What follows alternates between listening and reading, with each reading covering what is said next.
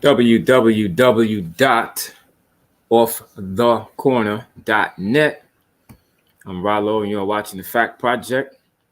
FACT is an acronym that stands for Fundamental African Centered Thought. The goal here on the Fact Project is to convey some thoughts and some information to members of our community. We are slated to have join us today two guests to talk about acts of resistance and give some updates. Here on the Fact Project, if you've watched for any number of weeks, you will know that we have launched not we, just the Fact Project per se, but Fact Project, the Clear the Airways Project, the CMOTAP, which is the Committee to Eliminate Media Offensive to African People, and any number of other organizations have gotten on board to launch a campaign and a boycott against Netflix for their animated reboot of Good Times. This campaign against Netflix and the boycott has been ongoing for a few months now. Once our guests arrive, they'll be able to give us the particulars on how long the campaign has been going on. And I think any campaign that we engage in as an act of resistance against the system should last for at least 365 days. And I'm saying that because the Montgomery bus boycott of 1955, which actually worked, lasted for 385 days, if I remember correctly. And so we need to have sustained indignation, as they say, and we need to continue to keep up the fight, as they say. I want to mention, since we're on the topic of acts of resistance and activism, Brother Ajay Tayemba of Harlem Liberation School has launched a campaign to raise money for Brother Dhoruba bin Wahad. Dhoruba bin Wahad, for those of you who may or may not know, was a New York Panther. He was a political prisoner, and he is now an elder. He's always been a long-distance revolutionary for our people. And the elder is actually facing some health challenges. And so Brother Ajay Tayemba of Harlem Liberation School was thoughtful enough to create a GoFundMe for Brother Dhoruba bin Wahad. That is in the chat for those of you that are on live. And I would encourage everyone to donate to the GoFundMe for Brother Dhoruba bin Wahad. Brother Ajay said that they have reached the time limit in terms of the time that they allotted to raise the money that they were trying to raise. The time has elapsed, but people are still continuing to donate. So you can use that link in the chat to GoFundMe for Dhoruba bin Wahad to continue to donate to Brother Dhoruba bin Wahad. On that note, I would recommend everybody subscribe to Harlem Liberation School on YouTube. You can check out Brother Ajay Tayemba for some of those lessons. Check him out at Harlem Liberation School on YouTube. And today's subject is acts of resistance. First of all, before I read the definition of acts of resistance, the great Omar Wali Malcolm X, and I refer to him as Omar Wali because that's the name he was given when he went to Nigeria. It means the child has returned. The great Omar Wali Malcolm X once said, "The 1/10 is our enemy." He said, "Many of us don't think so, but time will tell." I think history tells us that the 1/10 is our enemy. And so the first operative word there is enemy.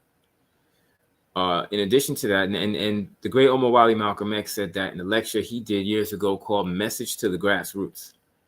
So I like to give sources and give references. I don't want to just get on here and say stuff and you can't fact check or validate what it is I'm saying. The great Dr. Frances Cress Welsing, in her book called The ISIS Papers, said that racism is war on Black people. So we have another operative word there, war. So we have enemy and war. I think if we don't understand our situation as people of African heritage in the system of structural racism, within the context of warfare, we will never transform the condition of our group. In that context, the great Neely Fuller Jr., in his book, The Code, said that as the number one victims of structural racism, which is based on the myth of white supremacy, our goal should be to eliminate that system. Now, circling back to the great Dr. Frances Cress Welsing, Dr. Welsing in her book, The ISIS Papers again, she said if we're not doing our part to eliminate the system of structural racism, which is based on the myth of white supremacy, then we're basically just trying to find a more comfortable seat in it. Having said that, if we're going to eliminate the system of structural racism, we have to engage in acts of resistance. And acts of resistance can be any number of things. And I think it's the great Neely Fuller Jr. that encourages us to always try to come up with more ways to engage in acts of resistance against the system. And so I'm going to now read the definition of acts of resistance, just coming from my book, the Fact Book, Fundamental African-Centered Thought, Lessons and Solutions for African People. Acts of resistance is defined as acts we should be engaged in every day in an effort to eliminate the system of structural racism. Some examples include supporting Black-owned businesses, educating Black children ourselves, growing and producing our own food, starting accounts with Black-owned banks, supporting conscious Black media, joining African-centered organizations, etc. Acts of resistance against the system of structural racism is not just limited to what's in that small definition. And the great Neely Fuller Jr. always encourages us to come up with more ways to engage in acts of resistance.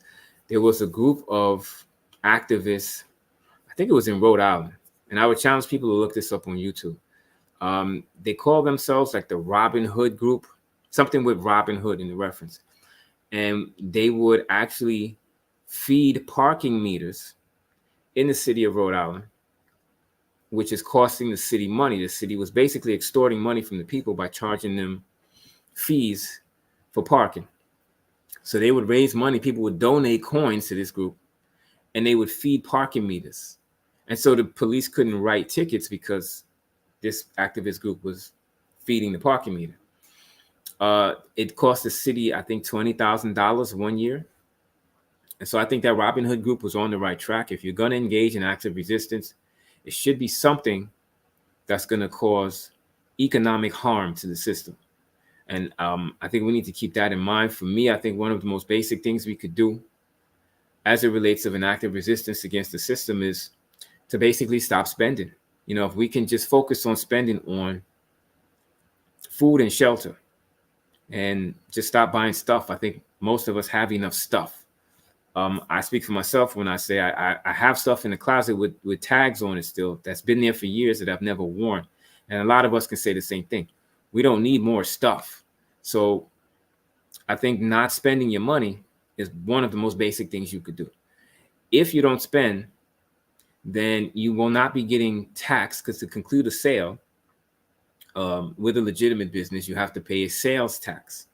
So that sales tax gets paid, and then inflation continues to go up.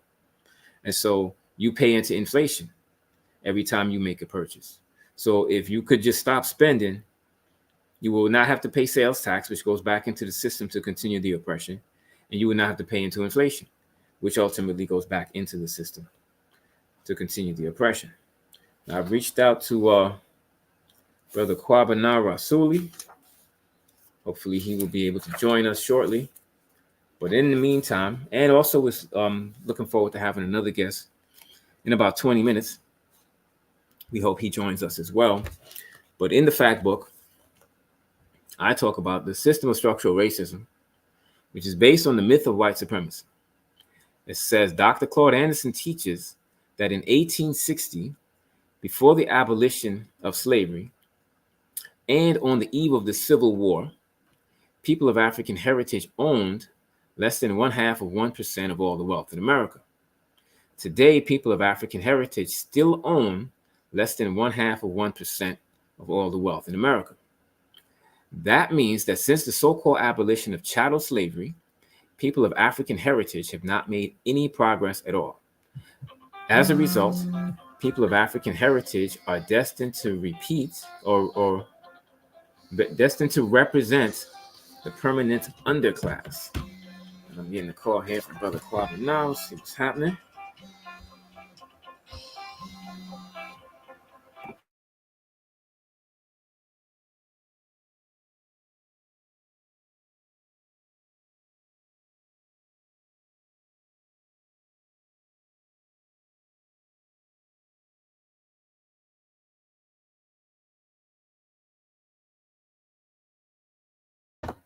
Okay, that was the great Brother Kwabena Rasuli. He's going to join us in a few minutes. He is actually running a little late, so I apologize for the delay. But either way, the great Dr. Claude Anderson says that from 1865 to 2024, Black people still own less than 1% of all the wealth in America from 1860 to today. And so this idea of owning wealth and owning appreciable assets, it has to do with commerce. It has to do with money. So in the capitalist system, everything is based on money, which is why I said if you're going to engage in an act of resistance, one of the most simplistic things you could do is just to stop spending money and stop buying stuff. If you could focus on just spending on food and shelter, which are two necessities needed for human survival. And I talk about that in the book also. The 6 jewels of self-sufficiency is food, clothes, shelter, education, medication, and self-defense. If we could just focus on food and shelter and stop buying stuff, I think we would be in a lot better position. People of African heritage are not incompetent. They are the world's first people. Humanity has survived to this point because of African ingenuity and know-how. They are destined to represent the permanent underclass because something systemic has happened to them. But when I say systemic, I'm not just talking about the period of African enslavement. I'm talking about everything that occurred subsequent to that. That includes Jim Crow segregation. That includes mass incarceration. That includes racially bigoted police killing and so forth. That systemic impediment is structural racism, which is also referred to as a system of white domination. It is referred to by Dr. Francis Cress Welsing as the system of racism / white supremacy. Neely Fuller Jr. always tells us that racism is white supremacy. It's based on the myth of white superiority. In 72 Concepts to Liberate the African Mind, edited by Dr. Uhuru Hotep and Taliba Baker Hotep, I definitely want to give a huge shout out to them. Racism / white supremacy is defined as the 500-year-old global system of exploitation and oppression of the dark-skinned majority and special privilege and favored status to the light-skinned minority, meaning the 1/10, created, maintained, and perpetuated by Europeans, Aryans, and their Black and brown supporters, rooted in the subconscious fear of genetic annihilation by melanin-rich people. It says 1/10 sincerely believe that they are better than people of African heritage. They have a false sense of superiority. They believe in this concept of their superiority. And as a result, they have created an entire global system based on their belief that they are better than people of color. And so we must continue to engage in acts of resistance against that system so that we can no longer have to deal with the challenges of oppression. The great Mumia Abu-Jamal once said that it's right to fight repression. Oppression is not normal, and so it's actually right to fight oppression. So we must be mindful of engaging in these acts of resistance. We got Brother Kwabena Rasuli joining us on the road. Peace, Brother Kwabena. Thank you for joining us today, brother. Oh, you're welcome, brother. Thanks for having us, man. How are you? I'm doing well. We are talking about acts of resistance against the system of structural racism. And I know yourself and the Clear the Airways Project have been involved in activism and acts of resistance against the system for any number of years now. I'm bringing you on today, brother, so that you can give us an update as it relates to the boycott against Netflix. And now, Brother Kwabena, for the people that might be on the late train, If you would briefly just talk about why yourself, Simotap, and other groups have launched a campaign against Netflix, briefly for the people that may not know. Well, the iconic sitcom Good Times debuted 50 years ago in 1974. A lot of people watching on reruns. A lot of people grew up when it was in first came out and whatever watched it live, not live, but when it was in production. I mean, loved it. And there was some issues with JJ buffoonery, but he matured a little bit. But we had JJ, we had James Evans, we had the mother of Florida, the beautiful Thelma, and Ralph Carter was a genius, the militant midget. Even that being depicted in a really a positive way. And Bologna and Janet Jackson came on. Just an overall cool show of Africans struggling.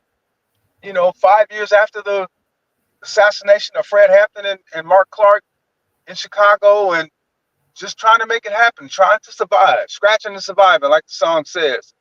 And so they want to do a tribute to it, a reboot of it in 2024, and it comes out animated, and it's Good Times. They titled it Black Again. And so when we see the trailer in late March, I say we because it definitely wasn't only me. It was pretty much most of the people. 90% of the people saw the trailer and was like, "What the hell is this?" Mm. It was a animated cartoon depiction of Good Times, with them being in the same housing project, supposed to be updated, but they're in the same housing high rises that no longer exist because they've been gentrified. But they got a 2-year-old baby drug dealer. They got twerking all throughout the place, roaches, and rats running rampant in the show.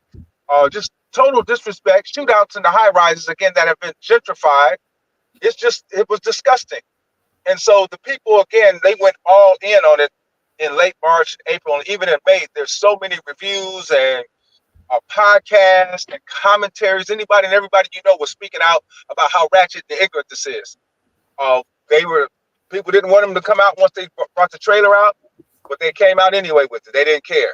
They still today still have it airing. Still were featuring it as one of their top shows or something on Netflix, trending shows. And so CEMOTAP, which is the Committee to Eliminate Media Offensive to African People, Clear the Airways Project, and several other groups and organizations said, we're going to organize against this. We're going to organize a boycott against this. And so we've been having forums pretty much at least every other week. We've had demonstrations, we've had letter writing campaigns, and we're saying, no, we don't want this. And to sum it all up right here, so I mentioned that 90% of the people did not want it when it first came out.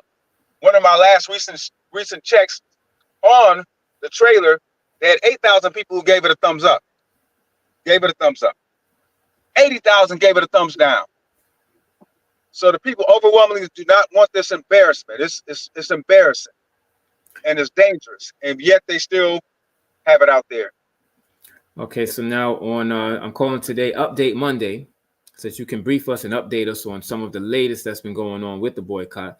You mentioned forums that are being conducted by yourself and the great Dr. James McIntosh. You guys did a Zoom recently around the subject. What can you tell us about what transpired on that Zoom? Yes, on that Zoom, Dr. McIntosh has a powerful presentation where he gets deep. He breaks down the trailer and to see a lot of the intricacies of the things that a lot of us miss, a lot of the subliminal messaging and all that. But he even went further when he started checking out some of the episodes that have been reviewed, because a lot of people, like you said earlier, reviewed pretty much all 10 episodes of this madness. And so he just breaks down the subliminal and the blatant messages in there and the harm that it does to our people and the historical harm that is done with these sorts of messages. So that we showed that video, very powerful piece. And then the people came on and gave us an update on the work that they've been doing concerning this. So we've been asked to cancel our Netflix subscription. That's what we asked to do early on, to write them and let them know why we've canceled our subscriptions. Get with our different organizations and churches and mosques and educational organizations and let them know what's going on and invite them to join in with us on this direct action. Also, Sister Betty Dobson, one of the founders of CEMOTAP, she's written a letter to the clergy and to the religious organizations, also for them to let them be aware of what's happening with this absurdity, with this dangerous times and what Netflix is doing, and we distribute that to some churches, and some of us still have more of that to do. So those are some of the things that we've done. Also, we've written a letter to the commissioner of the NBA. And so we gave a people update on that letter to the commissioner. And we talked about our latest piece is to address one of the executive producers, which is Stephen Curry. And we're even right now, unfortunately, having to call him Stephen Fetch It Curry. And he has power. He has $50-something million a year that he's making. At least he has fiat power to a certain extent. But for him to be the executive producer of this, he needs to answer for this. And so our latest piece is that we're getting ready for the NBA season, which will be here before you know it. I guess they start. We're at the end of September, early October, late October, early November. The season starts, and so he's going to be hearing from the people. Okay. And go ahead. No, so he's going to be hearing from the people. So that's one of the next things that we're getting ready for is to challenge Stephen Curry and the NBA for their not sanctioning him or allowing this to take place, or allowing the hate of black folks to be cool. But yet there's another group, when another superstar player simply tweeted suggesting that people check out a video, they ran him through the ringer. Yeah, that's true. And so now, what was the response from the people that were on the Zoom? Are people saying that they're canceling their Netflix and they're sending the letter and signing a petition and so forth?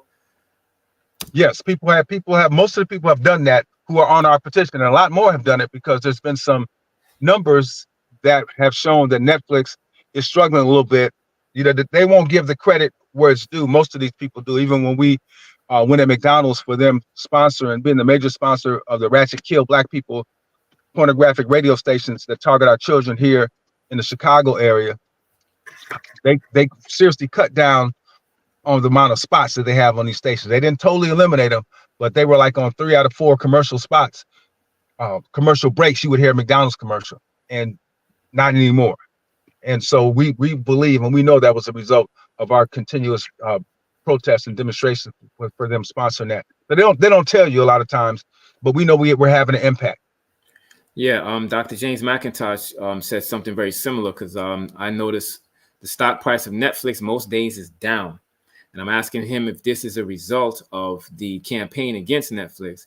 And he says sometimes if they're feeling the pinch, they're going to conduct themselves as if it's business as usual, as if that's not going on, and just to keep up appearances. Do you agree with that?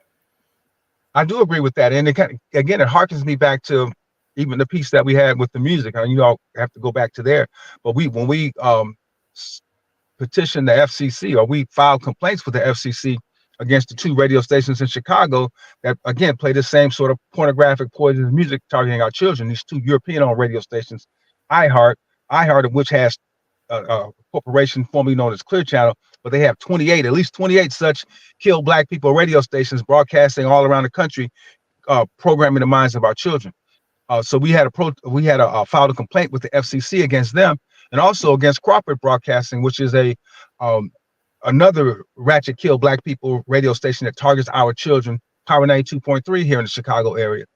And they had to answer to our complaints. Their attorneys had to respond to our complaints. We responded back.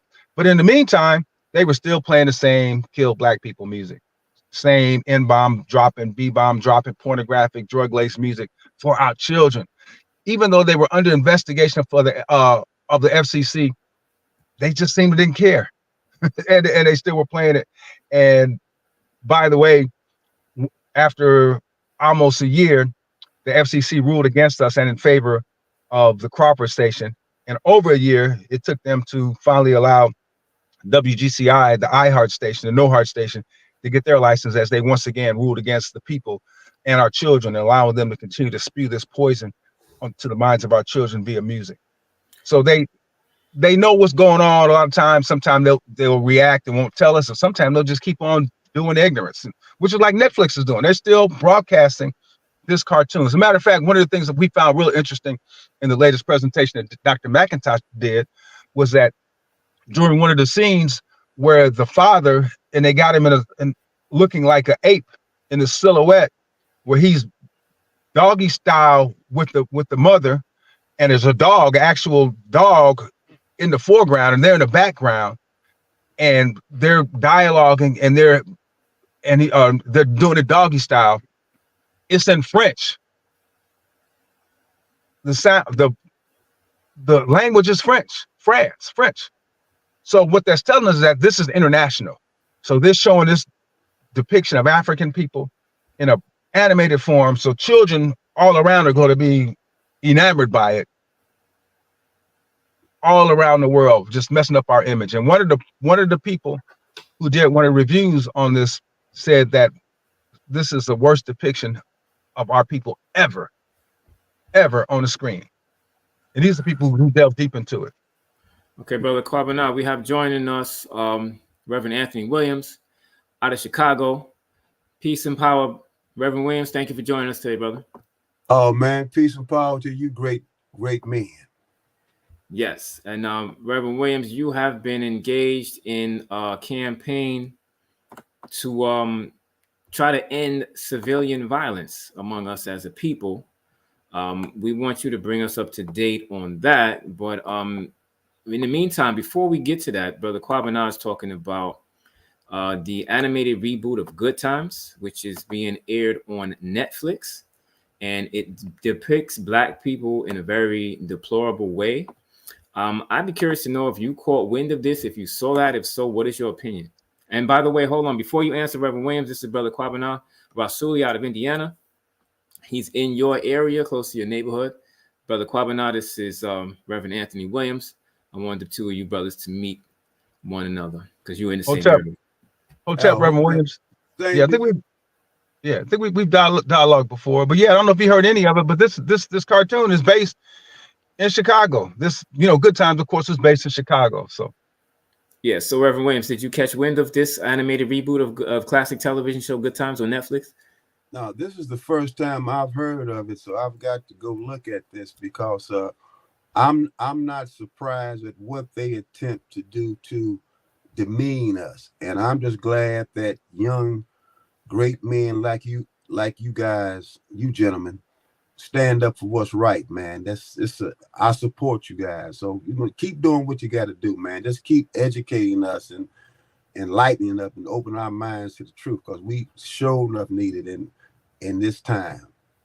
Now, Reverend Williams, Brother Kwabena is involved in a group called the Clear the Airways Project, and their goal is to get some of this disagreeable, violent rap music off of commercial radio, because our young people are consuming this, and they've normalized violence as not violence, but they almost see it as part of culture. Do you think that the music has an impact on the behavior of people as it relates to civilian violence? Oh, of course. When I grew up, in the era I grew up in the 60s and 70s, we had the Temptations, we had Gil Scott-Heron, we had the Impressions, Keep On Pushing it. Music is a reflection of the times and the people and the mindset. And, one doesn't have to be a rocket scientist to realize what they're attempting to do. It's all a part of the negative propaganda that they continue to push at us. And then our status quo leadership allows this.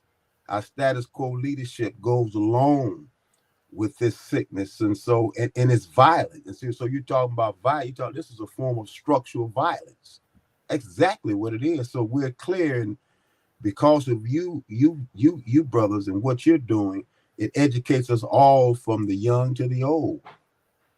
Now, I know for certain that media impacts behavior. And I think we know this because corporations will spend millions of dollars for a 30-second ad during the Super Bowl because they know that media impacts behavior. Now, Reverend Williams, you were slated to have a press conference. I believe that was in the month of August. And this is on a Sunday. And President Joe Biden had announced that he was stepping out of the race for president. And so your press conference got canceled and it got rescheduled. What can you tell us about the rescheduling of that press conference? Well, hey, man, do you remind me again, brother? Because I do so much, man. I mean, you got to remind me. Yeah, it was slated to be on a Sunday. And that was the day that President Joe Biden said that he was going to pull out of the presidential race. And so the news was just on him 24/7 about how he was pulling out of the race and how Vice President Kamala Harris was going to step in. And then, of course, she raised a ton of money. But you were trying to get the attention of the Democrats during the Democratic National Convention. Oh, yeah. I'm cleared up. Well, what happened is that Representative LaShawn Ford in Chicago, who is one of our righteous state reps, agreed to go to the DNC and put forth on the plank, to put a plank issue forth on the floor,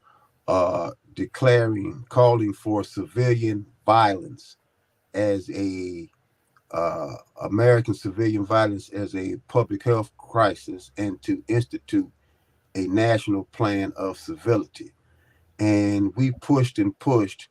Representative Ford, when it came time for him, the DNC, to bring the issue forth, because you got 50 states, you got so much a lot of time to put a position out there. And what happened, he was subverted by the governor of Illinois, J.B. Pritzker, who sucked all the air out of the room for the Illinois delegation to bring the issue forward. And so right now it's stagnant. At the state level, Representative Camille Lilly is preparing to go back to Springfield in November, when the Illinois House returns, to push forth a trailer bill connected to the Illinois Health Reform Bill. The trailer bill, which we as citizens work with her on, would look like this. It would call for a state plan of civility. And that's what we missed on the first turn, because it was a lack of experience. I had never done this type of intensive work in my life, and I learned from it. So we will be going back to part 2 to push that with oversight. And with that oversight, we as citizens can dictate which way the process will go, and direct violence correctly, and direct it as a disease, in which it is. Violence is a disease, infectious but not contagious. Now, Reverend Williams, did you manage to get the attention of the DNC when they were having their national convention? Because I know you've been on broadcast media, you've been on all the major networks. Did you manage to get their attention during that period of time? Well, unfortunately, we couldn't get the type of attention we wanted to, because, everything was, the scenario changed because Vice President Harris had stepped into the process. So the focus was on her. And we had to accept it, but we had to continue to move forward with the issue. Hopefully we'll be able to get it to the federal level, based on the outcome of the general election for president and the November election. That's my hope and that's my prayer. Hopefully we will be able to do it. Okay, so where does the initiative stand right now? Like, where are you in the process right now? Where we're at the federal level, we're stagnant. At the state level, we're progressively moving forward, as I just indicated to you regarding State Representative Camille Lilly's effort to work with us. But at the federal level, man, it's mind-boggling that the federal officials have all the facts and all the data, but yet they don't have the moral courage to move forward with the issue. You see your constituents dying. You see what's happening. You understand this issue better than me. They have more data than all of us, but yet this resistance to the truth is amazing, man. It's just amazing. It's mind-boggling. Now, Reverend Williams, if you can manage to get the elected officials to declare violence to be a public health crisis, to what end are you doing that? If they do declare it as a public health crisis, then what would be the next step in your plan? The next step is to begin a massive education of the public. Just with COVID, how they informed us, these are the steps you have to take. Social distance, mandatory shots if you want them or not, wash your hands, wear your mask. They had to educate us. They had to educate us to what this was. So you got to educate people. You know, it's just anytime something occurs, you have to educate people. You just can't leave it out there. And so to educate. And the second thing is to begin the process of collaboration. What that is to dismantle structural violence. We have to dismantle it. Because let's face it, we know that America was built on two things, genocide and slavery. So every system in America has to be reconfigured to properly address this issue. That's what whether it's education, whether it's politics, whether it's business, anything in America, particularly as it relates to our people, it has been a form of structural violence. And so you have to dismantle it. The third thing is to push to institutionalize civility. Case in point, if you go to England, if you go to France, if you go to Spain, if you go to parts of Africa, when you see law enforcement officers, they walk around with no guns. How is that? No guns. They can walk into a hostile situation and they're able to bring some civility to the table because they've been trained to do it. As a matter of fact, the people have been conditioned to understand civility and to accept it, that we can agree to disagree without blowing each other's brains out. Now, Reverend Williams, let me jump in and ask you this. Why is the culture so different in America as it relates to violence? You said police in other countries don't even carry weapons. So why is America so violent? We've been inundated in it. This is the foundation that America was built on. And truthfully, it's time for us to accept it. I think the Black community understands it much better than white folk. The Black community can be civil with each other. Black folks don't necessarily want to blow each other's brains out if they disagree with each other. But it is the norm for white folks to bring harm to each other. That's their nature. And so they definitely need more education in terms of self-control and civility and to be able to disagree and not be hostile towards each other. I mean, America, everything that we do has some form of violence. If you took the NFL away from the American public right now, you would probably end up with more homicides than ever before. We love our gladiators. We love the bread and the circuses. And so they've been indoctrinated to it.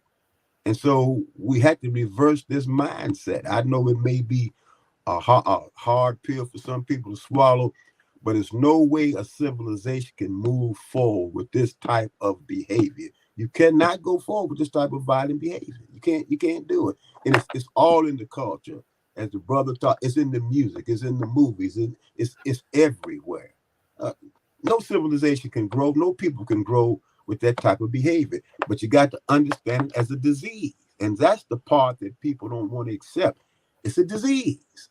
The epidemiologists have proven it that it's a disease. There's a wonderful article entitled Violence is a Disease and There is a Cure. And the cure you take is by using the process of civility. Okay, now Reverend Williams and Brother Kwabena, chime in if you want to.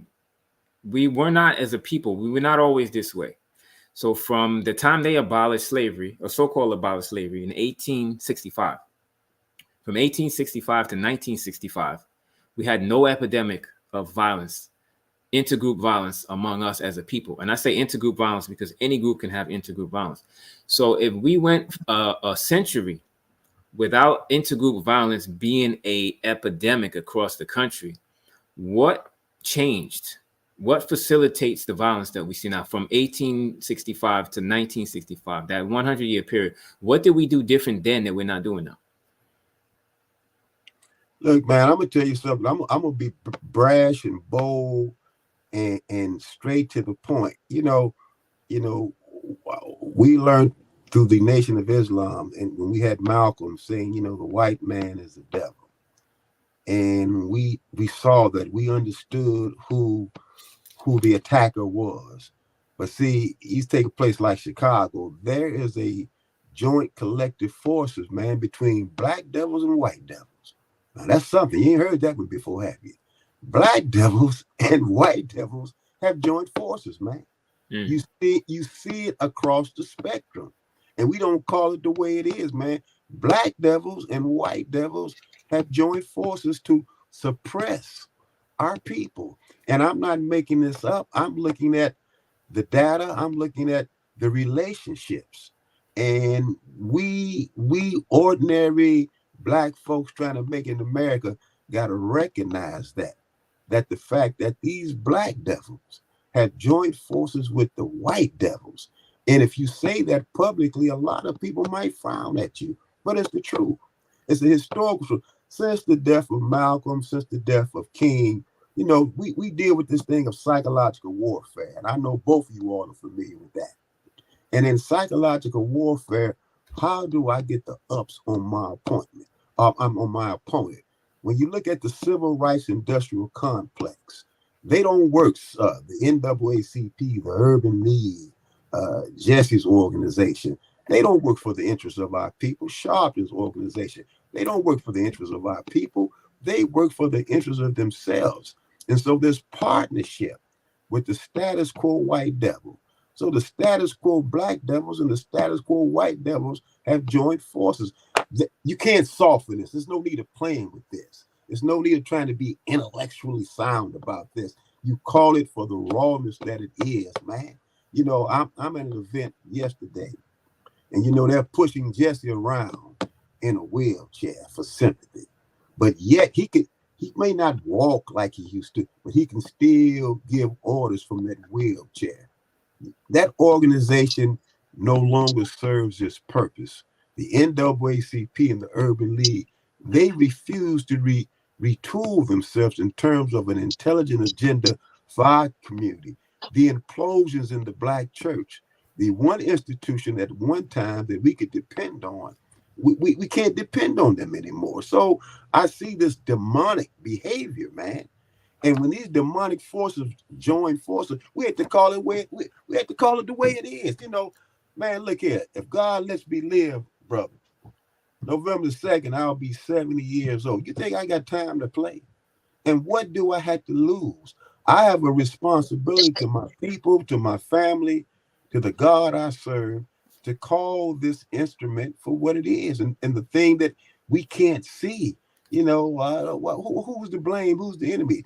I see this, that black devils and white devils have joint forces in collaboration to damage our people. Because just like the brother was talking about the good time piece, and I'm thinking about, well, that can't take place without people agreeing to do this. And they go into the black community and they pick out certain people and say, what do you think? Well, what you paying them? There's no money. Brother Anthony, I'm going to chime in Go ahead. Go ahead. Jump in, man. I mean, because especially with that and the good times piece, because we look at Renata Shepherd from Yeah. Chicago, who was one of the main showrunner, and her husband who was writing this stuff, and we got other writers, Erica Huggins, which is a white lady, same name ironically as Erica Huggins of Erica and John Huggins fame, who was in locked up with Bobby Seale of Black Panthers in Connecticut for some time, former political prisoner, but it's not the same person. And we got Stephen Curry, who's an executive producer, along with Norman Lear, one of the original producers who's no longer here anymore, and that no good Seth MacFarlane, who even in the show Family Guy depicted our untouchable Harriet Tubman with the naked white woman portrayed as Gwyneth Paltrow draped across her, talking about she was doing Harriet Tubman, or Harriet Tubman was doing Gwyneth Paltrow. He had the nerve to put this crap on a cartoon years ago. And so when you say we collaborate, yes, we do collaborate with them, unfortunately, and that's part of the issue. And the whole, we're having right now. You talking about you got this great birthday, bro, coming up in November, man. Early happy birthday to you. That's a special day. Coming up in May of 2025, May 19th, is the 100th anniversary of the birth of Malcolm. And so we're having this lecture series that we're doing right now. And the brother who spoke yesterday, El Haj Robert Campbell, former Black Panther out of Illinois himself, he talked about how Malcolm changed so many of their mindsets in the 60s by his resistance, by his radicalism. And one of the things that Malcolm taught us back then, like you said, he said, who taught us to hate ourselves? Correct. And so this self-hate is so, I mean, we do a survey with this music, and so we asked the youth. And matter of fact, it was a couple of weeks ago. I asked his brother, whose his football team was at this spot I was at, so I just put on my camera and asked him the question. I didn't know this brother, never seen him before. But he's getting ready for a football game on a Friday afternoon. I said, brother, answer our survey question. Give me a percentage of music that you and your peers listen to that dropped the N-bomb on us. He said 95. Percentage of music that you and your peers listen to that call our women folk B's and H's. He said 95. Percentage of music you and your peers listen to that brags about, encourages us to shoot and kill each other. 100. And we get these same similar numbers all around the country. And so what we're saying is that the music is the major piece. That music is culture. And you mentioned Hassan Ford, and it's also interesting that how small this world is. His uncle has been my chief comrade with this Clear the Airways project when we started these demonstrations against Power 92 and GCI in Chicago. His brother Kojo, brother Taylor, and is also his brother Cy Smith, who's an excellent organizer here in the area, has been out there with us too. And they understand, and a lot of us understand, and our children understand the danger of this music. It's music. You talk about the music you listen to when you grow up. That music told us to love each other. It dealt with love situations. Now, you rarely hear a song about loving each other right now. It's all about hating and killing each other and being drug addicts. And so when you say the government and what they're doing and not doing, earlier we talked about the FCC and how they just ignored our complaints. And we get with the CBC, the Congressional Black Caucus, who has this party every year, and rarely ever do they say anything about this kill Black people music that's targeting our children, mind you. Not us, we don't listen to this crap, but it's targeting our children, and that's what they constantly play. But yet we got songs like my brother, Samsung and Fisher make songs like Marcus Mosiah Garvey, which is a great song. We got music like that. Like D1 got great music. We got music from so many other artists, and even the veterans that are loving us, that are telling us that we should resist this madness, or telling us to be peaceful with each other. But yet all they play in this music industry, pretty much the vast majority, is pornographic, violent, kill Black people, N-bomb drop, and hate women music. And I'll make this last point. It's like Puff Daddy. Everybody knows Puffy, or whatever his name is right now, is in jail. We're all pouring it down on him. At the same time, we're praising Rich Homie Quan, who just died. Now, his biggest song was called Flex. Get at 8 some ecstasy, and she's gonna want to sex every end in the set. So you're gonna drug a woman and run a train on her, but he's getting praise right now. And this is what the music industry is about. And when you do stuff like that, I asked a brother in junior high school, I was refereeing basketball to junior high school when that song was out. I said, bro, if your mama wanted to go out and party, have a good time, and somebody slipped a Mickey in her drink and she was sexually assaulted, or they ran a train on her, what would you do? And the junior high school student was clear and precise. He said, it's killing time. A junior high school student. And I couldn't argue with that. And so this is what that brings about when you disrespect our women and things like that. So they know exactly what they're doing. We're resisting it, but our thing is this: it's the media, it's the music, and we got to address this music. Now, Reverend Williams, you represent leadership in the church, and we all know years ago the civil rights movement came out of the Black church. It seems not much has come after they murdered Martin Luther King, April 4th, 1968. We haven't seen much come out of the Black church except for prosperity preachers and mega churches.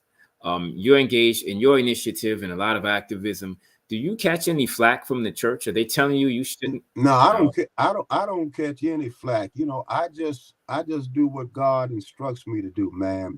Because everybody's got an answer and a tone for themselves. My focus is to just continue to do what I can do to empower people, to encourage people, and to share with people the important. Our people need to be encouraged to live, to strive, and to move forward.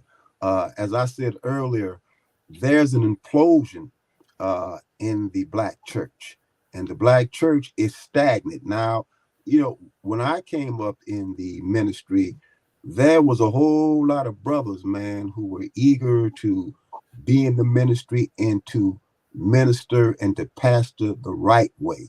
Now it's the pastor and ministry incorrectly. Everybody can't be T.D. Jakes. Everybody can't be Creflo Dollar. You have to find your own niche and do. And see, because I've never been interested in playing with God. Because see, on this earth, before you leave it, and if you don't believe in God in the universe, you will reap what you sow. And I'm too afraid of that. You know, you're dealing in a hellish world. So if there's an afterlife, I'm not interested in being eternally in hell. But at the same time, I just do the best I can. So, you know, because of this negative behavior that's coming out of the church, it's a turnoff in terms of many of the brothers, particularly the brothers, you know, going into the ministry because they see the negativity of the black preacher. And so when you got decent black pastors that are trying to serve the people and empower the people, you catch hell for doing you catch hell for doing right, and you're rewarded for doing wrong, man. And Yeah. that's why I use the historic example with Jesse. That's why I encourage everyone to read that book Shakedown by Kenneth Temperman. That book is absolute truth. But yet, when King got killed, Jesse was empowered by the government. All the facts are there. And look, until he leaves this earth, that spell, a friend of mine says this to me, brother, my heart breaks. He said, man, until that guy leaves this earth, that's when that spell can be broken, man. Because he is still creating havoc in the midst, along with Sharpton. And I will tell them to that, look, man, they know me personally. And what I'm saying to you, I would say to them, you all have damaged our people, man. You've damaged our people. You've done sick. And the bottom line is the status quo makes sure they get grants, they get resources, they get exposure. Oh, they make sure they take care of them, man. So I like what Shakespeare said. He said, "Hell is empty because all the devils are here." Mm. Now, Reverend Williams, let me ask you this. You're engaged in your initiative, and like I said earlier, you've been on broadcast media. Everybody in your area, I'm sure, knows who you are and what you're trying to do. Do you promote your initiative in the church on Sunday? Oh, yeah. Okay. Yeah. And now, the church, the churches that I serve, they're clear on me. But see, when they people are nice and say they see a person as me, man, as like a troublemaker. So when I deal with people, I deal very civilly. I understand it because I know my mission. I don't take anything personal. This is business, and the business is the survival of our community. We cannot digress as a people. And when I see brothers like you all, I'm humbly proud because you all have a clear historical understanding of what we are fighting. See, if you don't have a clear understanding of what you're fighting, that's when the frustration comes in. Now, Reverend Williams, would you heard Brother Kwabena talk about the campaign that he's launched against Netflix, and he's leading the charge in addition to other people like Dr. James McIntosh here in New York. Would you be willing to spread the word about the Netflix boycott in your church? Oh, man, everywhere, social media, everywhere, because he's correct. It's just like this a different type of Amos and Andy situation with but it's perverted, man. Black folks have never been this perverted, man. I mean, you look at social media, even older women, man, what you got your behind out for? Mm. The vanity. See, vanity will destroy society, man. Yeah. And this sick vanity, this sick perversion is unhealthy. America is a very unhealthy place right now. Yeah, I think Brother Kwabena wants to chime in. Go ahead, Brother Kwabena. No, I'm with you. I'm agreeing with you, man. But wanted if I can share one of our latest moves on this whole Netflix piece too. But then when we talk about violence, I mean, they have shootouts in this cartoon. That I don't know if you heard me mention. They're shooting it out in the high rise, supposedly at the Brittany Green high rises that don't even exist anymore. They've been gentrified. The young son who can't pass the 10th grade, so they take him to this place to get some medications to help him get smart. And the person dealing the medications happens to be Chief Keef, who's like the poster child or the person who introduced drill music to the masses. And so Chief Keef is get in there preparing their medication, and he has a shootout. After he shoots it out with the people outside his window or wherever, he goes right back to finishing up, serving them their medication. And that's what happens in the show. And then they go ahead. He gets smart taking this medication. His sister's already smart, by the way. They have a contest. Whoever does the best The one who loses has to pick the roaches out of the cereal for a month. Pick the roaches out of the cereal. And this girl, who I say depiction of the smart girl in the show, by the way, is so smart that when she has her first menses, her first period ever, at 12 years old, she takes the blood from her period blood and writes on the chalkboard, does her work on the chalkboard, which, by the way, is 2 + 2 = 4, which is another insult that Dr. McIntosh pointed out. You're 12 years old and you're just doing 2 + 2 on the chalkboard. She then takes that blood and throws it on the classmate. This is what they're depicting on this cartoon on Netflix. So our next step right now is we got the schedule for the NBA, and so Steph Curry and the Golden State Warriors will hear from Simotap in New York when the Golden State Warriors go to play in Brooklyn, when they go to play at Madison Square Garden. Steph Curry will hear from our brothers and sisters in Los Angeles when they go to play at the Staples Center or that new arena that the Clippers just got. They will be out there. In Chicago, we need to be out there at the United Center when Golden State comes to play. And so that's what we need. We need organizations and people in Chicago to be out there with us, to put pressure on Steph Curry to apologize, to do something, and the NBA also to sanction him. They sanctioned Kyrie Irving for doing something that they deemed hateful to another group of people. Well, damn it, this is hateful to us, and we don't want it. And nobody's hardly saying nothing to him about it, but we are. But we need warriors out there with us when it comes to Chicago and all around the country. Well, man, I hope that you will reach out to Fred Hampton Jr., man. I hope y'all will. Y'all got his number? Y'all got his information? Yeah, that's my comrade, yes. Reach out to Fred. Fred knows me very well. Reach out to him, and you'll get the help you need. You all reach out to me, and then I'll send some people to you, man, because, you know, God has positioned you all to help move us forward. I'm a support person, but, you know, I thank God I'm in good physical shape. You know, I can do what I want to do physically, but I'm there with you because this unintelligible attitude must die. If not, it's going to kill us off, man.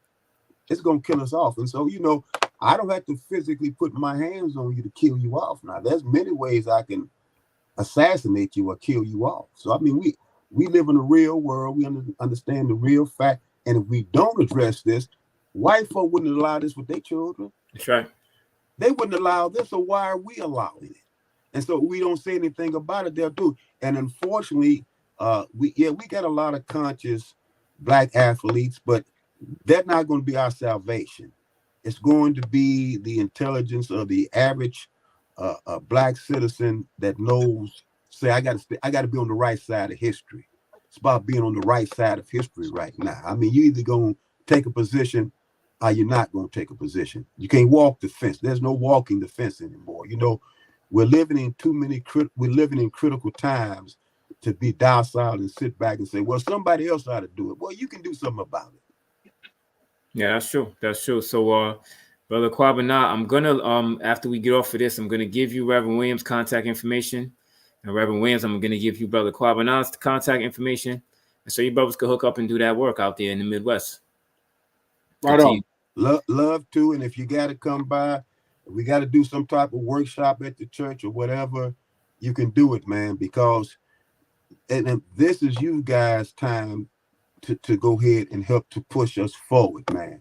You know, and if we work in a collective, we'll be okay. You know, everybody got to be like Spartacus right now, if I can use that example. You know, who is it? Where is? Well, it's him, it's her, it's her, it's her. So we got to do what we got to do right now because we're talking about the soul. We're fighting for the souls of Black folks, man. I respect everybody. I'm civil with everybody. But when it comes to my particular group, man, my people, we cannot go backwards. We got to go forwards. And that's in our DNA. I mean, we have moved this country and this world to where it is, the Black seed. And every time they try to destroy us, I look up, and what makes me elated and what lets me know my work is not in vain is you guys. Yeah, we appreciate that. Brother Kwabena, Brother Kwabena, Reverend Williams said if you need a space in the city of Chicago, he's going to hold you down. You can conduct whatever you need to do if you're trying to organize the people at his church. I heard it. We're going to get at it. We gonna get at him and Chairman Fred and others. Oh, So yeah, he's well, yeah. So right on. yeah. Yeah, so we're gonna wrap it up, brothers. But I'll give each of you an opportunity to sum up the initiative and what the next step is in each one, brother Kwabena. I'm gonna start with you. Yeah, again, continue to cancel your Netflix subscription. Let your people know uh, what's going on with this lewd, beyond menstrual, pornographic, violent um, animation of good times. Get with us when we address the NBA, when we go to these games and demonstrate against Steph Curry and the NBA, allowing this good not allowing, but producing this good times menstrual reboot, which is an embarrassment to our people. And check out CMOTAP, which is the Committee to Eliminate Media Offensive to African People, and also the Clear the Airways Project. Appreciate you, brother. Yeah, Brothers. definitely. Reverend Williams, you heard brother Kwabena say that we should cancel our Netflix in boycott of this animated reboot of Good Times. Would you be willing to direct or steer your parishioners to do that? Man, look at not only that, my brother can come to the church and we will schedule a press conference if necessary and address it. Yeah, Put it let's right do it. out there. We'll put it right out there, man. We'll put it right out. Yes, Brother Yeah. Kwabena, you down with that, right? I'm up for that. Yes, indeed. I'm up for that. Okay, so Reverend Williams, in closing, what is the next step in your initiative and what can we do to help you? Well, the bottom line is, man, keep us in your prayers and thoughts and just continue to educate people that violence is a disease, infectious but not contagious, and that we need to institute a national plan of civility. We're working on the state level for phase 2. And so we're just going to continue to do what we have to do. And I just want to thank you, brother, for your kindness and your leadership. You guys represent the type of leadership we need, and we need to support you. However, whether it's morally, whether it's financially, we've got to do for self. That's just it, and we have done for self. And we don't need other people to move us forward. If we don't take care of ourselves, how are you going to expect other people to respect you? That's right. That's right. So now, Reverend Williams, I got something from Betty Dobson, Sister Betty Dobson. She is co-chair of CMOTAP in New York City, which is the Committee to Eliminate Media Offensive to African People. She herself is in the church, and she printed up something that I'm going to get to you by way of snail mail that she wants people to distribute in the churches as it relates to this Netflix reboot of Good Times. So when we get off, I got to get an address on you. So I might even be able to send it to you in an email if I could find it. So if you could spread the word in the church about that, we'd appreciate it. And Brother Kwabena, if you can join forces with Reverend Williams and try to get civilian violence declared to be a public health crisis, I believe the two of you can work together in one accord and do some things that will really help to transform the condition of the group. So I want to thank both of you brothers for coming on today. I appreciate the conversation. We're going to close with that. I just want to encourage everybody watching this, everybody in the chat, cancel your Netflix and support Reverend Williams. Reverend Williams, you got an email or something people can reach you? Oh, yeah. Wayne, Wayne, Wayne 14926@gmail.com. Wayne 14926@gmail.com. Okay. Reverend Williams, thank you again for joining us. I don't know if Brother Kwabena stepped out, but I was going to have... Okay, now, he ain't going nowhere. So, Brother Kwabena, you want to share an email or contact information in case people want to reach out to you as it relates to Clear the Airways Project or the Netflix boycott? ClearAirwaves@gmail.com. And when we say airwaves, it's AIRWAVES. Okay. ClearAirwaves@gmail.com. Clear Airwaves. Hey, man, y'all make sure y'all post that too, Brother Kwabena. I need a post, man. So we need to post that. Just post it. People put on there, post it. If we start posting this thing, man, it'll move like dominoes. We need just a simple post for people to understand what this is, man. Post it. You got to post it, man. Yeah, we've been doing it. We just you gotta get it out there. It has to go viral. But yeah, so we'll do it right on. Oh yeah. All right, so here's what I'm gonna do, brothers. I'm gonna get in contact with you after this, and I'm gonna reschedule to have you both back on, and we'll do another update Monday in a couple of weeks so that you can both brief us on what progress has been made in the activism that you're both engaged in. You down with that? Yes, sir. Yes, okay. Indeed. All right, brothers. I want to thank you again for joining us. I want to thank everybody in the chat. And we got to do this again soon, all right? Yes, sir. Peace, brother. One love. All right, Peace. brothers. Peace. Love Peace. y'all, man. Love y'all. Love you back, bro.